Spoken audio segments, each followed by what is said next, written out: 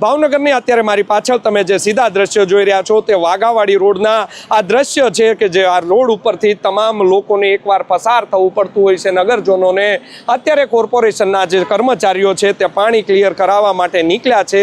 મેં કહ્યું તેમ ઘોડે છૂટે ગયા બાદ તબેલે તાળવા મારવા માટે આ તંત્ર છે તે હવે નીકળ્યું છે। ભાવનગર શહેરના અનેક એવા વિસ્તારો છે જે નીચાણવાળા વિસ્તારો છે, કુંભારવાડા છે, રેલવે સ્ટેશનનો વિસ્તાર છે, ઘોઘા સર્કલ, મહિલા કોલેજ, આનંદનગર, ભરતનગર, કાળિયાબીડ, સાથે જ જે લીલા સર્કલ આસપાસનો જે વિસ્તાર છે, ચિત્રા વિસ્તાર છે, ત્યાં પાણીનો છે તે મોટો ભરાવો થયો હતો। સાથે જ અત્યારે જે ભાવનગરનો પહેલો જે ફ્લાયઓવર બન્યો છે તે ફ્લાયઓવર ઉપર પણ પાણી ભરાઈ ગયા છે। એક પણ એવો ફ્લાયઓવર નહીં હોય કે ફ્લાયઓવરની ઉપર પાણી ભરાતું હોય, પરંતુ આ ભાવનગરનું છે તે તંત્ર છે કે ફ્લાયઓવરની ઉપર પણ પાણી છે તે ભરાઈ જાય છે। કયા પ્રકારનો આ ફ્લાયઓવર બનાવવામાં આવ્યો છે તેને લઈને પણ અનેક સવાલો છે ત્યાંની ઉપર ઉપસ્થિત થાય છે।